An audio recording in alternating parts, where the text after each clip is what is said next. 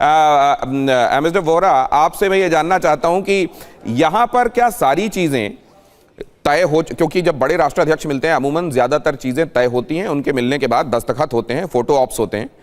यहां क्योंकि दोनों की केमिस्ट्री की बात भी हो रही है और कई बार ऐसे में कई चीजें ऐसी होती हैं जो दुनिया के लिए ब्रेकिंग न्यूज बनती है, क्या आपको भी ऐसी कोई उम्मीद है?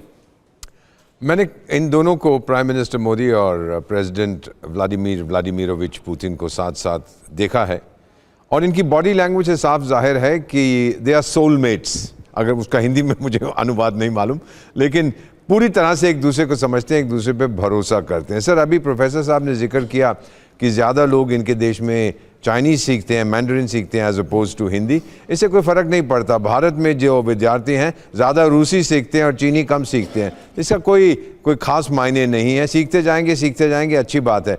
लेकिन मेरा ये मानना है सर, और अभी तो आपके संबंध रूस के, चीन के साथ बहुत अच्छे हैं, but this is a marriage of inconvenience.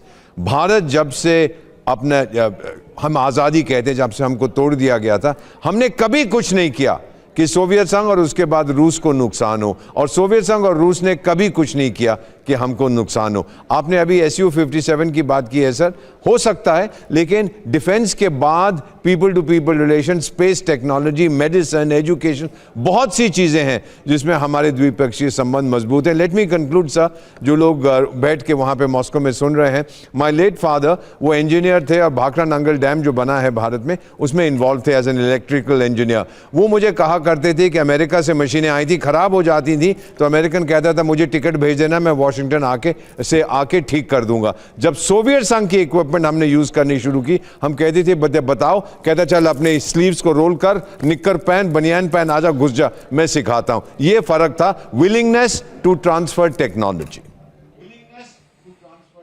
ये बातें ये बताती हैं कि बहुत सारी चीजें अपने रास्ते बड़े नैसर्गिक तरीके से, अगर वो स्ट्रीक अंदर है तो ढूंढती हैं, और नहीं तो आप कोशिश करते रहिए, सिर पटकते रहिए, रास्ता निकालते रहिए, नहीं निकलता। लेकिन अब एक बात मैं जरूर, अगर अलेक्जेंड्रा वहां हैं और वो मुझे सुन रही हैं, Alexandra, are you there? Could you hear me please? Yeah, of course, I hear you. If you analyze, I hear you, yeah. Yeah, if you analyze, what all is there in the media, I hear Russian you. media right now regarding this visit of Mr. President, what all is there worth mentioning, which you would like to share with us? Yeah, I want to share with you some statements from Russian media. Russia and India share joint vision on international affairs. Noted that the importance of Russian-Indian cooperation in the defense sphere cannot be overstated. Expressed Moscow's gratitude to India for its friendly attitude towards Russia, and we confirm that Russia continues to be a major supplier of energy resources to India. Do you agree with me? Yeah, certainly. And with this specifically statement, this energy is going to be, as Elon Musk recently said in his interview, one of his statement was that energy is the currency the world is going to trade with in the days ahead. ये जो बात है, ये general Kulkarni हर जगह महसूस की जा रही है। एनर्जी के, ख़ास तौर से रिन्यूएबल एनर्जी के मामले में दुनिया जब बहुत कुछ करना चाह रही है, और अगर उसको नहीं अपनाएगी तो आने वाले दिन ऐसे होंगे कि मजबूरन अपनाना पड़ेगा या अस्तित्व तो ख़त्म हो जाएगा। ऐसे में ये सेक्टर ख़ास तौर से भारत जैसे और रशिया जैसे दोस्तों के लिए इस पर काम करना, आगे क्या स्कोप देखते हैं आप?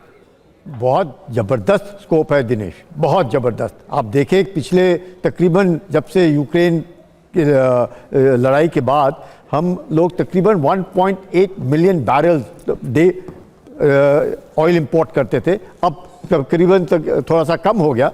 लेकिन आप समझ सकते हैं कि कितनी ज़रूरी है।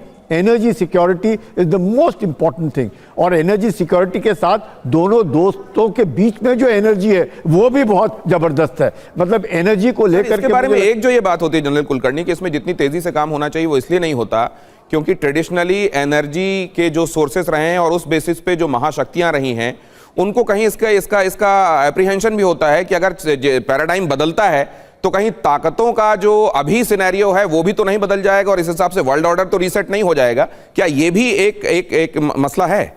देखिए, आप तेल को लेकर के देखिएगा, भारत ने जब ऑयल इंपोर्ट करना शुरू किया, क्यों इंपोर्ट किया?